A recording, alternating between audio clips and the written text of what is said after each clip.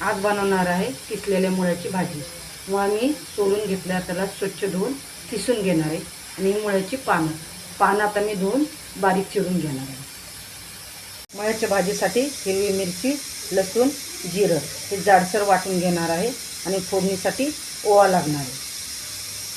आपला मुळा किसून झालेला आहे, भाजी पण चिरून झाली आणि मिरची लसणाचं वाटून तयार आहे. आता आपण रेसिपीला सुरुवात करू. आपलं तेल तापले, आता आपण ओवा टाकून घेऊ, हिंग आणि वाटलेलं वाटण.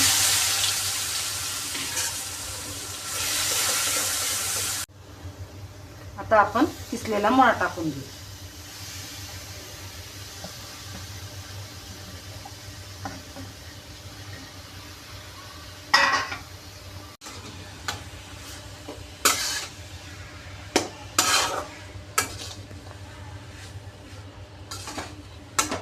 मुळा परतून झालेला आहे, आता आपण भाजी टाकून घेऊ.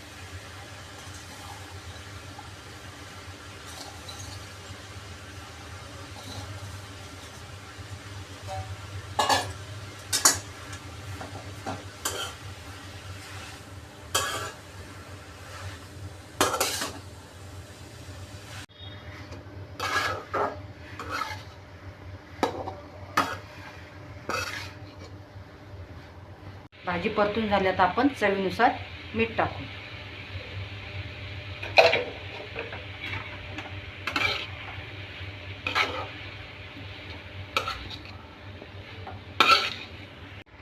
मीठ टाकल्यानंतर पुन्हा एकदा भाजी मी परतून घेतली आणि आता थोड्या वेळासाठी झाकण ठेवते. आता आपण बघूया आपली भाजी तयार झाली का. मध्ये मी दोनदा चेक केली की आपली भाजी नव्हती झाली.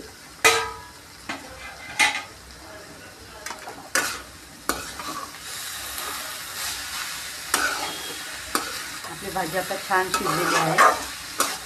जर तुम्हाला मुळ्याची पानं टाकायला आवडत नसेल, नाही टाकली तरी चालेल. नुसतं किसलेल्या मुळ्याची भाजी पण खूप छान होते. मुळ्याची भाजी आता खाण्यासाठी तयार आहे.